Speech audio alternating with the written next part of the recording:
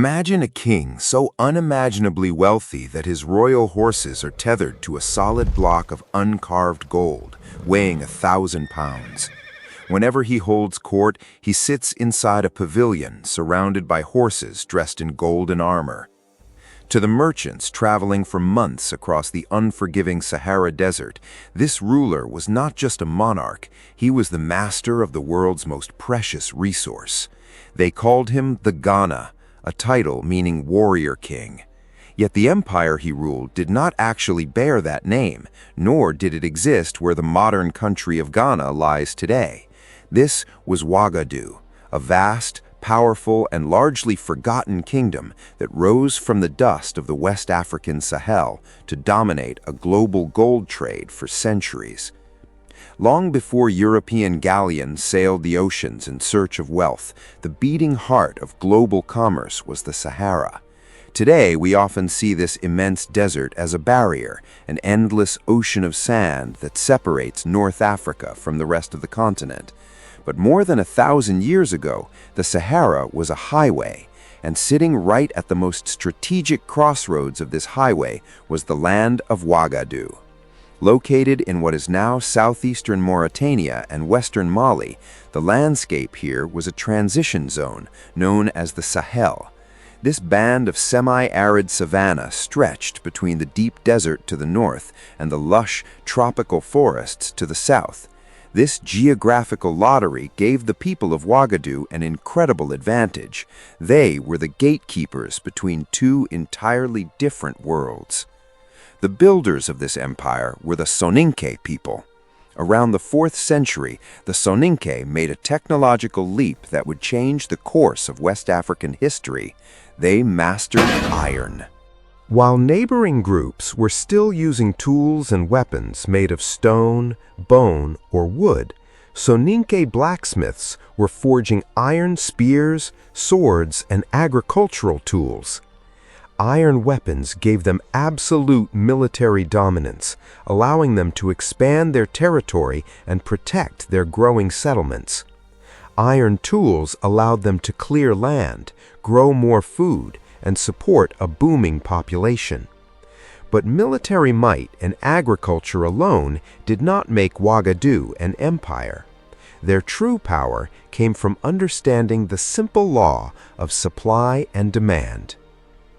To understand how Wagadou became an economic superpower, we have to look at what the people of the ancient world desperately needed and what they desperately wanted. In the deep Sahara to the north, nomadic miners carved massive slabs of salt from the earth. Salt was essential for human survival, especially in the sweltering heat of the tropics. It was used to preserve food, flavor meals, and maintain hydration. The people of the southern forests needed this salt to live. But what did the people of the south have in return? Gold. Hidden in the riverbeds and mines of regions like Bambouk, far south of Wagadou, lay staggering deposits of precious gold. The fascinating truth is that the people of Wagadou had neither the vast salt flats nor the great gold mines. What they had was the land in between. They realized that they did not need to mine the gold or extract the salt themselves. They only needed to control the roads. And so, Wagadou became the ultimate middleman. Every merchant caravan coming south from the Mediterranean and North Africa, loaded with salt, copper, textiles, and dates, had to pass through Wagadou's territory. Every merchant coming north from the forests, carrying gold, ivory, and exotic goods, also had to pass through Wagadou. The kings of Wagadou imposed a brilliant and strictly enforced system of taxation. If a merchant brought a load of salt into the empire, he paid a tax in gold. If he took that same salt out to sell it further south, he paid another tax. The same applied to copper and general merchandise. By taxing every single item that crossed their borders, the royal treasury swelled with wealth. To protect the value of gold and prevent inflation, the king enforced a strict law. All solid gold nuggets found in the empire belonged entirely to him. The merchants and ordinary people were only allowed to trade using gold dust. This clever economic policy allowed the king to hoard massive amounts of solid gold, including the legendary boulder used to tie his horse, while keeping the supply of gold dust circulating in the markets perfectly balanced. All of this wealth flowed into the capital city, Koumbi Saleh. Through the accounts of 11th century Arab geographers, most notably Al-Bakri, we have a vivid picture of what it was like to walk the streets of this ancient metropolis. Historians rely heavily on Al-Bakri's writings, and though he gathered his stories from travelers and merchants rather than visiting himself, archaeological excavations have largely confirmed his descriptions. Koumbi Saleh was not just one city, it was an ingenious twin city, separated by about 6 miles of scattered houses and bustling markets. One half of the city was a thriving hub for the Muslim merchants who had crossed the Sahara. It featured stone houses, bustling markets, and a dozen mosques where scholars, traders, and religious leaders lived and prayed. The merchants brought with them not just goods, but the Arabic language, Islamic law, and a system of writing. The kings of Wagadou were deeply pragmatic. They welcomed the Muslim traders, employing them as treasurers, interpreters, and government officials because of their literacy, record-keeping, and mathematical skills. But a 6-mile ride across the savannah brought you to the other half of Koumbi Saleh, the royal city known as El Gaba, or the forest. This was the heart of the Soninke government and indigenous religion. Here, the king resided in a grand fortress featuring walls of stone and rare wood. Surrounding the royal compound were sacred groves of trees where traditional priests guarded the spiritual secrets of the empire and where the royal ancestors were buried. The king of Wagadou did not convert to Islam. He maintained the ancient animist beliefs of his people, drawing his right to rule from a divine connection to the earth and the spirits. Yet he allowed Muslims to practice their faith freely within his realm. This religious tolerance and cultural balancing act was one of the empire's greatest strengths, keeping trade flowing smoothly without losing the cultural identity of the Soninke people. By the 10th century, Wagadou was a geopolitical titan. It is estimated by ancient chroniclers that the king could field an army of 200,000 warriors, including 40,000 archers. While historians often debate these exact numbers, suggesting they may have been exaggerated to impress distant readers, there is no doubt that Wagadou held absolute military supremacy in the region. Whenever a lesser king or tribal chief challenged the authority of Koumbi Saleh, the Soninke cavalry would sweep across the savannah, enforcing the peace that kept the trade routes safe and profitable. The sheer volume of gold flowing out of Wagadou reshaped the economies of the Mediterranean and the Middle East. Gold minted into coins in the bustling markets of North Africa, Islamic Spain, and even the Byzantine Empire often originated from the deep soils south of Wagadou, passed carefully from hand to hand across the scorching dunes of the Sahara. When medieval Europeans dreamed of the mysterious wealthy lands of Africa, Wagadou was the source of those dreams, even if they did not know its true name, knowing it only by the title of its king, Ghana. But no empire, no matter how wealthy, lasts forever. The decline of Wagadou was not a sudden collapse, but a slow and painful unraveling brought about by forces both human and environmental.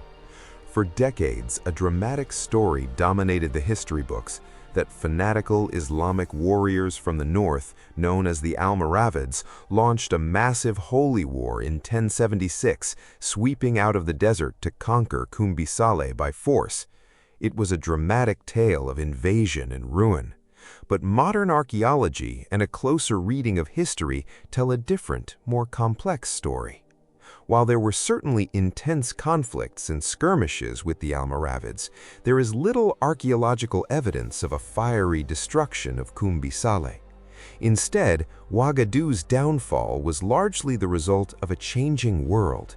The environment itself was turning against them. The Sahara Desert was expanding, shifting south and bringing severe droughts to the once fertile Sahel. Pastures that had fed vast herds of cattle and horses dried up. Agricultural yields plummeted, making it difficult to feed a massive urban population. At the same time, the empire's grip on trade began to slip. New gold deposits were discovered further east, and rival merchants opened up new trade routes to bypass Wagadou entirely. As the central authority of the king weakened, the empire began to fragment. Vassal states that had once paid tribute to Koumbi Saleh saw an opportunity to break free. Rival kingdoms like the Soso rose up to challenge the old order. By the early 13th century, the once mighty capital of Koumbi Saleh was largely abandoned, its stone walls slowly swallowed by the advancing sands of the Sahara.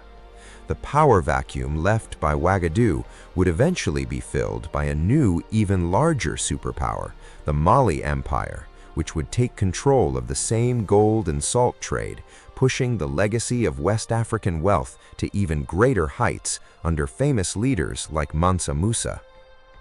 Today, the ruins of Koumbi Saleh lie quiet beneath the sun-baked earth of Mauritania, a shadow of the great metropolis that once dictated the wealth of continents. The gold that passed through the hands of the Soninke kings has long been scattered across the globe, melted down into coins, crowns, and jewelry of distant lands.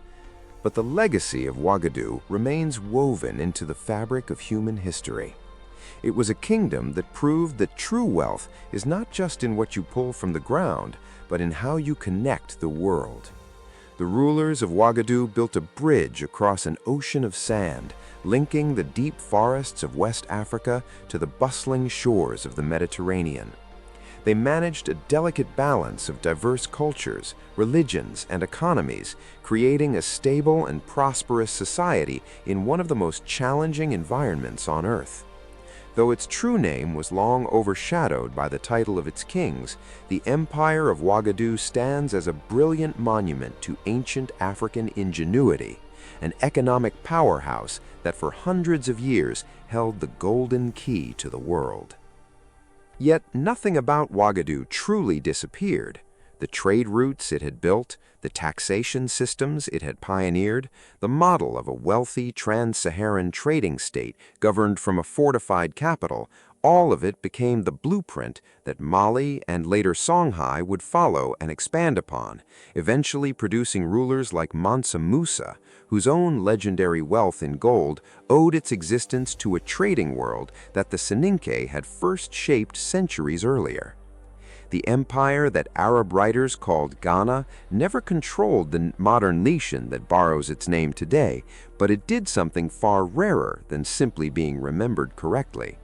It proved that in the heart of West Africa, long before European ships ever reached its shores, an African kingdom built one of the wealthiest and most sophisticated trading states the medieval world had ever seen, using nothing but salt, gold, and the patient, guarded knowledge of exactly where the two could meet. Thank you for joining us on this journey through the forgotten history of Wagadou. If you enjoyed discovering the stories of ancient civilizations, don't forget to like, subscribe, and join us as we continue uncovering the hidden chapters of human history. Until our next journey into the past, remember, every civilization has a story waiting to be told.